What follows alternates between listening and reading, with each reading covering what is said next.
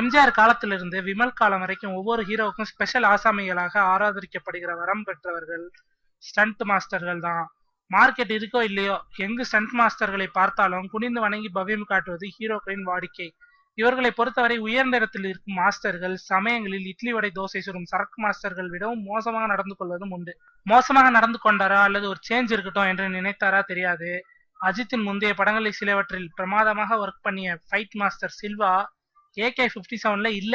இவருக்கு பதிலாக கணேஷ் என்ற ஸ்டண்ட் மாஸ்டரை நியமித்திருக்கிறார்கள். இந்த படத்தின் ஷூட்டிங் ஆரம்பிக்கும் வரை நம்ம தான் இந்த படத்துக்கு அடிதடி பொறுப்பு என்று நம்பிக்கொண்டிருந்த சில்வாவுக்கு முதுகு தண்டில் ஜலீர்.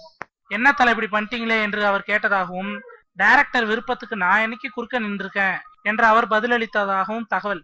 எது எப்படியோ அஜித்தின் வெற்றி பட சென்டிமெண்ட் ஒன்று உண்டு. அது விநாயகர் சம்பந்தமான ஒரு பாடலோ அல்லது விநாயகர் போட்டோவோ கட்டாயம் படத்தில் இருக்கும். இந்த படத்தில் விநாயகருக்கு அவரது பெயர் கொண்ட கணேஷ் ஸ்டண்ட் மாஸ்டர் ஆகியிருக்கிறாரு.